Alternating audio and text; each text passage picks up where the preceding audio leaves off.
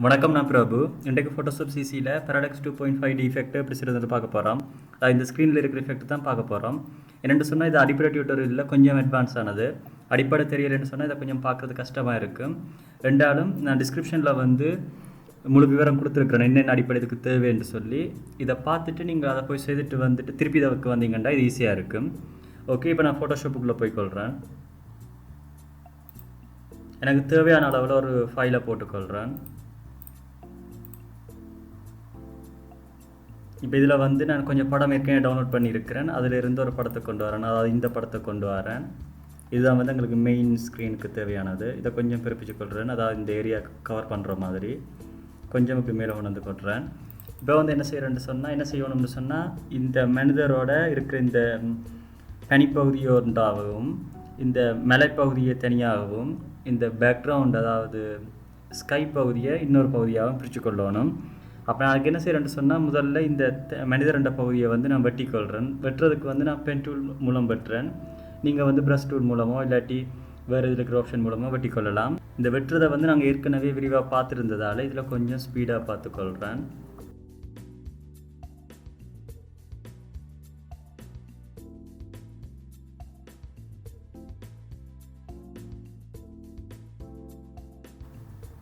Okay, இப்போ நான் outline வெட்டியிருக்கிறேன். இந்த பகுதி மட்டும் வெட்டலை. அதுக்கு முதல்ல என்ன செய்திருக்கணும்னு சொன்னால் இந்த படத்தை கொண்டு வந்த உடனே நான் ஒரு லேயரை காப்பி பண்ணியிருக்கணும். அதை நான் மறந்துட்டேன். அதனால் நான் இப்போ ஒரு லேயரை காப்பி பண்ணிக்கொள்கிறேன். காப்பி பண்ணிட்டீங்கன்னா பார்த்தீங்கன்னா தெரியும். இப்போ மேலே இருக்கிற லேயர் தான் நான் செலக்ட் பண்ணியிருக்கிறேன். இப்போ இதுக்கு மாஸ்க் கொடுக்கணும். அதுக்கு என்ன செய்கிறேன்னு சொன்னால் கீபோர்டில் கண்ட்ரோலோட என்டரை மாற்றிட்டு இப்போ பார்த்தீங்கன்னா இது செலக்ட் ஆகிருக்கும். இப்போ நான் இதுக்கு மாஸ்க் கொடுக்குறேன். இப்போ பார்த்தீங்கன்னு சொன்னால் மாஸ்க் தெரியாது. என்னென்னு சொன்னால் பேக்ரவுண்ட் இருக்கிறதால இப்போ பேக்ரவுண்ட் எடுத்து பார்த்தீங்கன்னா தெரியும், அதில் ஒரு மாஸ்க் இருக்கும்.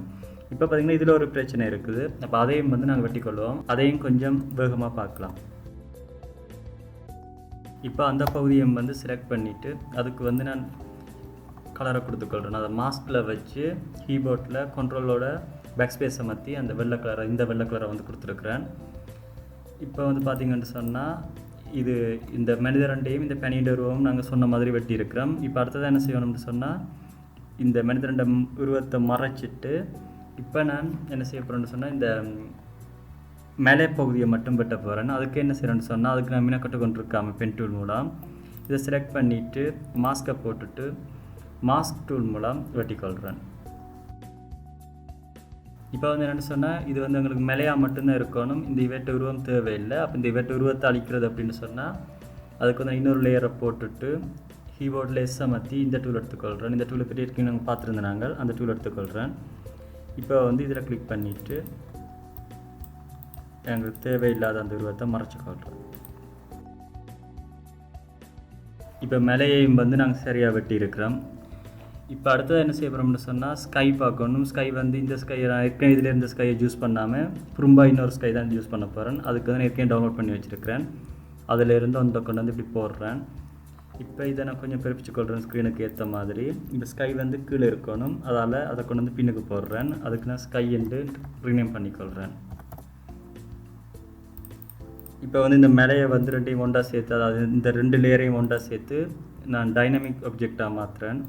மாற்றிட்டு இதுக்கு மவுண்டன் என்று பேர் கொடுத்துக்கொள்கிறேன். அதே நேரம் இது மேன் என்று கொடுத்துக்கொள்கிறேன். இப்போ பார்த்தீங்கன்னா ஸ்கை பின்னுக்கு இருக்குது, மேலே முன்னுக்கு இருக்குது. இந்த மனிதர் அதுக்கு முன்னுக்கு இருக்கிறார். இப்போ இந்த ஸ்கை கொஞ்சம் இந்த கலரோட பொருத்தம் இல்லாமல் இருக்குது அப்படின்னு நீங்கள் ஃபீல் பண்ணினீங்கன்னு சொன்னால் இதில் போய் இந்த லெவலில் மாற்றிக்கொள்ளலாம். இப்போதைக்கு நான் லெவலில் மாற்றிக்கொள்கிறேன். கொஞ்சம் இது வேறு மாதிரி மாற்றுற முறையில் இருக்குது. இப்போதைக்கு நான் லெவலில் மாற்றுறேன். அதாவது இந்த மனிதருக்கு மட்டும்தான், அதாவது இந்த ஸ்கைக்கு மட்டும்தான் லெவல் கொடுக்கணும். அதாவது அந்த ஸ்கைக்கு மேலே அந்த லெவல் லேயரை கொண்டு போட்டுட்டு இப்போ மாற்றிருக்கிறேன். இப்போ பார்த்தீங்கன்னா கிட்டத்தட்ட எல்லாமே ஒரே கலரில் இருக்கும். இந்த லேயரை நான் இப்படி கிளிப் மாஸ்க் மூலம் அந்த ஸ்கைக்கு மட்டும் கொடுத்தா இன்னும் பெட்டர். இப்போ என்ன செய்யணும்னு சொன்னால் இந்த கொடுத்த மாஸ்க் லேயரையும், அதாவது இந்த கிளிப் மாஸ்க் மூலம் கொடுத்த லெவல் பண்ணின லேயரையும் ஸ்கை லேயரையும் செலக்ட் பண்ணிவிட்டு கன்வெர்ட் ஸ்மார்ட் ஆப்ஜெக்ட் கொடுக்குறேன். அதாவது டைனமிக் ஆப்ஜெக்டாக மாற்றிருக்கிறேன். இப்போ பார்த்தீங்கன்னா மூண்டுமே ஒழுங்காக ஒரு முறையில் இருக்கும். இப்போ இனித்தான் இதுக்கு நாங்கள் அனிமேட் பண்ண போகிறோம். அதுக்கு முதல்ல நான் என்ன செய்கிறேன்னு சொன்னால் இதில் பனிப்பொழிவும் இருந்தால் நல்லா இருக்கும். அதனால் இந்த பனிப்பொழிவு இருக்கிற ஒரு இமேஜ் டவுன்லோட் பண்ணி வச்சுருந்தேன். நான் அதையும் கொண்டு இங்கே போட்டுக்கொள்கிறேன். இப்படி இது பிளாக்காக இருக்குது, பரவாயில்லை. நாங்கள் இதில் இந்த லேயர் மூடில் வந்து மாற்றி அதுக்கு பொருத்தமான கலரில் மாற்றிக்கொள்ளலாம். இப்போதைக்கு நான் இந்த கலரில் விடுறேன், ஒப்பாசிட்டியை கொஞ்சம் குறைச்சிக்கொள்கிறேன். இப்போ ஓகே, சினோவும் கொண்டு வந்து போட்டாச்சு. இப்போ அடுத்ததாக பார்த்திங்கன்னா இந்த ஆப்ஜெக்டை வந்து நாங்கள் இன்னும் டைனமிக்காக ஆக்கையில் அதையும் வந்து டைனமிக்காக மாற்றிக்கொள்வோம் முதல்லையே. ஓகே, இப்போ மாற்றியாச்சு. இனி வந்து எப்படி அனிமேட் செய்கிறதுன்றதை பார்க்க போகிறோம். இப்போ பார்த்தீங்கன்னா விண்டோவில் போய் இங்கே பார்த்தீங்கன்னா தெரியும் டைம்லைன் ஒன்று இருக்கும், அதை கிளிக் பண்ணிக்கொள்ளலாம். பிறகு கிரியேட் வீடியோ டைம்லைன் இருக்கும், அதை கிளிக் பண்ணிக்கொள்ளுங்கள். இப்போ பார்த்தீங்கன்னா தெரியும் இது வந்து ஆஃப்டர் எஃபெக்ட் இருக்கும், பாவிச்சிருந்தவங்களுக்கு இது விளங்கும், ஈஸியாக இருக்கும். மற்றவங்களுக்கு வந்து இது ஒரு கஷ்டமான விஷயம் இல்லை. இதில் பார்த்தீங்கன்னா தெரியும் இது வந்து டைம்லைன் என்று சொல்கிறது இந்த இடத்த. இதில் பார்த்தீங்கன்னா தெரியும் ஒவ்வொன்றுக்கு முடிய ஆப்ஷன்கள் இருக்கும். இப்போ இந்த சிம்பிள் ஆப்ஷன்களை வச்சு தான் நாங்கள் இந்த அனிமேஷனை செய்ய போகிறோம். முதலாவது நான் என்ன செய்கிறேன்னு சொன்னால் இந்த மனிதர்க்குரிய அனிமேஷனை செய்கிறேன். அதுக்கு என்ன செய்கிறேன்னு சொன்னால் முதலாவது கீ ஃப்ரேமில் கொண்டு வந்து இந்த புள்ளியை வச்சுட்டு இதில் பார்த்தீங்கன்னா தெரியும் ட்ரான்ஸ்ஃபார்ம் இருக்கும். நான் ட்ரான்ஸ்ஃபார்ம் மட்டும்தான் அனிமேட் பண்ண போகிறேன். அதனால் நான் அதை கிளிக் பண்ணிவிட்டு அது ஆட்டோமேட்டிக்காக வந்து இந்த புள்ளி கிளிக் ஆகிருக்கும். இப்போ நான் என்ன செய்யணும்னு சொன்னால் கடைசி கீ ஃப்ரேமில் கொண்டு வந்து வைக்கிறேன். நீங்கள் இப்போ நான் இந்த ஆட்டோமேட்டிக்காக இந்த புள்ளி செலக்ட் ஆகிருக்காது, அதனால் நான் கிளிக் பண்ணிக்கொள்கிறேன். கிளிக் பண்ணிவிட்டு இப்போ நான் Ctrl+T அமர்த்திட்டு கீபோர்டில் அந்த மனிதரண்ட உருவத்தையும் அதோடு சேர்ந்த அந்த பனி உருவத்தையும் நான் கொஞ்சம் பிரிப்பிச்சுக்கொள்கிறேன் இப்படி. ஓகே, இப்போ வந்து என்ன செய்யணும்னு சொன்னால் அடுத்தது மேலேயே அனிமேட் பண்ணுவோம். அதுக்கும் அதே மாதிரி தான் முதலாவது கீ ஃப்ரேமில் வந்து ட்ரான்ஸ்ஃபார்மை கிளிக் பண்ணிக்கொள்கிறேன். பிறகு கடைசி கீ ஃப்ரேமில் வந்து திருப்பி ட்ரான்ஸ்ஃபார்ம் டூவில் செலக்ட் பண்ணிவிட்டு இப்போ கொஞ்சம் மேலேயே பெருப்பிச்சுட்டு கொஞ்சம் கீழே இறக்கிக்கொள்கிறேன் இப்படி. இப்போ பார்த்தீங்கன்னா தெரியும் இந்த எஃபெக்ட் வந்து ஏற்கனவே நடக்கிறத நீங்கள் காணக்கூடியதாக இருக்கும். இது கொஞ்சம் கூடவாக இருக்கிறதால நான் இந்த மேலேன்றதை திருப்பி கொஞ்சம் மேலே போட்டுக்கொள்கிறேன்.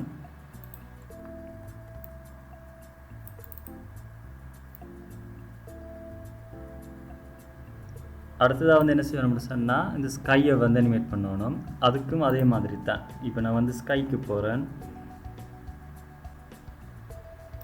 ஸ்கை வந்து லெவல் 1 செலக்ட் ஆகிருக்கு. என்ன நடந்ததுன்னு சொன்னால் நான் அதுக்கு கீழே இருந்ததை வந்து ஏற்கனவே கவனிக்காமல் ஸ்கையோட சேர்த்து மர்ஜ் பண்ணிட்டேன், அதனால் இப்படி நடந்துட்டுது. இப்போ நான் என்ன செய்யணும்னு சொன்னால் திருப்பி வந்து அந்த ஸ்கையை கொண்டு வந்து போட்டுக்கொள்கிறேன்.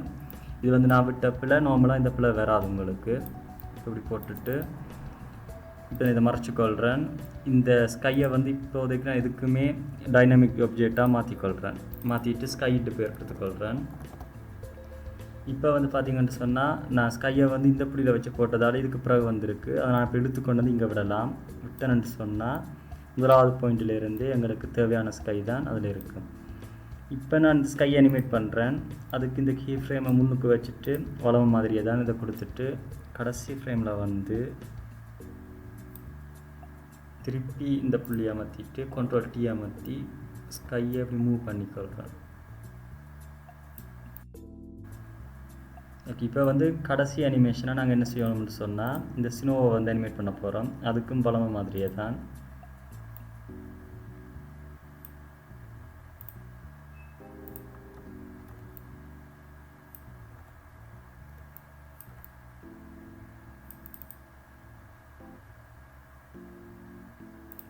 ஒப்பாசிட்டியை இன்னும் கொஞ்சம் குறைச்சிக்கொள்கிறேன். ஒப்பாசிட்டியை வந்து நான் குறைக்கல பார்த்தீங்கன்னா தெரியும். இங்கே நான் வந்து கீ ஃப்ரேம் ஒன்றும் செலக்ட் பண்ணலை. அப்படி நான் செலக்ட் பண்ணிவிட்டு குறைச்சேன்னு சொன்னால் அதுக்கும் அனிமேட் நடந்துடும். அதனால் எனக்கு இப்போ அந்த அனிமேஷன் எனக்கு தேவையில்லைன்றதால நான் அதை சூஸ் பண்ணலை. அவ்வளோதான். இதுதான் வந்து ஒரு அனிமேஷன் செய்கிற பேசிக் முறை. இப்போ இந்த வீடியோவை ரெண்டர் பண்ணுறதையும் பார்த்துடலாம் இதில் எப்படின்னு சொல்லி. அதுக்கு என்ன செய்யணும்னு சொன்னால் இதில் ஃபைலில் போனீங்கன்னா இதில் வந்து எக்ஸ்போர்ட்னு இருக்கும். எக்ஸ்போர்ட்டில் வந்து கீழே பார்த்தீங்கன்னா தெரியும் ரெண்டர் வீடியோன்னு இருக்கும். இப்போ இந்த ரெண்டர் வீடியோக்கு கிளிக் பண்ணிங்கன்னு சொன்னால் இந்த ஆப்ஷன் வரும். இதில் நீங்கள் ஒரு பேர் கொடுத்துக்கொள்ளலாம். கொடுத்துட்டு உங்களுக்கு எந்த ஃபைலில் தேவையோ அந்த ஃபைல் இதில் செலக்ட் பண்ணிக்கொள்ளலாம். இப்போ எந்த ஃபோல்டர் தேவையோ அதை செலக்ட் பண்ணிவிட்டு இதில் ஏதாவது உங்களுக்கு மாற்றம் தேவைன்னு சொன்னால் உங்களோட குவாலிட்டி அப்படி என்ன ஃபார்மேட்டில் வேணும் அதெல்லாம் மாற்றணும்னு அதை நீங்கள் மாற்றிட்டு ரெண்டர் கொடுத்தீங்கன்னு சொன்னால் அது ஆட்டோமேட்டிக்காக ரெண்டர் ஆகும். இதுதான் வந்து Parallax 2.5D செய்கிற முறை. அதாவது ஃபோட்டோஷாப்பில் ஈஸியாக செய்கிற முறை. இதுலேயே இன்னும் அட்வான்ஸாக செய்யலாம். ஃபோட்டோஷாப்லேயே இன்னும் அட்வான்ஸாக கணக்கு செய்யலாம். இது முதலாவது வீடியோன்றபடியே நான் அதை பற்றி கூட கதை கேள. இந்த சேனல் உங்களுக்கு பிடிச்சிருந்துச்சு சொன்னால் சப்ஸ்கிரைப் பண்ணிக்கொள்ளுங்கள், நண்பருடன் பகிர்ந்து கொள்ளுங்கள்.